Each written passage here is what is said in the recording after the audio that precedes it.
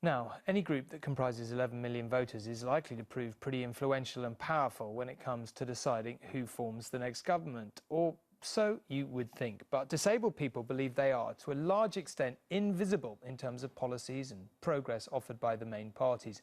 What matters to them is, many say, simply ignored. Tonight, an appeal is going out in the form of a petition signed by thousands of people and 80 charities to party leaders to put an end to disability cuts. For many disabled voters, the election's being seen through the prism of changing attitudes and recent welfare reform. It's their chance to be heard. Zoe, a member of this support group, was hit by a car when she was 15.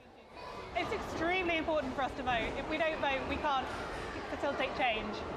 And the problem is that we can't always access these polling booths.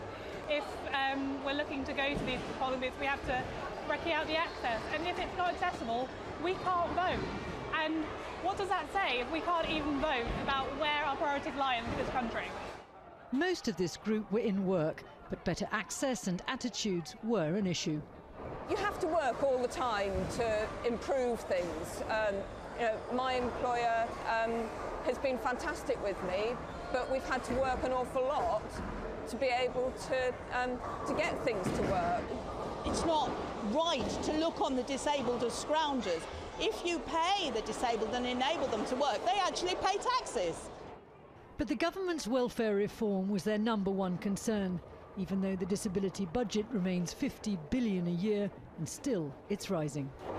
It seems like there's too much focus on catching out the 1 or 2 people per however many that are trying to fiddle the system, rather than helping those that genuinely need the help from the system. NJ is one of the 1 million plus who now receive the controversial new disability allowance, PIP. In the end, her award was slightly increased, but she found the process stressful. Even if you're managing to get the right level of benefits to survive, you're under this constant stress because you go through the assessment process, and that's long, it's drawn out, they're asking invasive questions.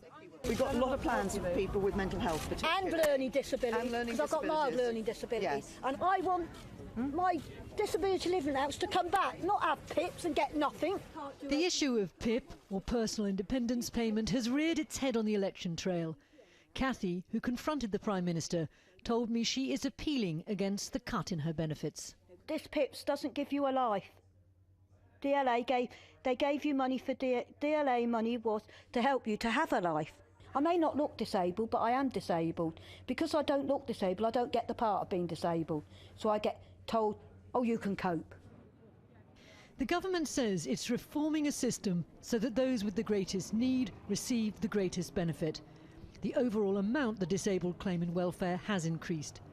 But for many of the 11 million disabled voters still fighting for equal recognition, welfare policy will be a key issue when they decide how to vote next week.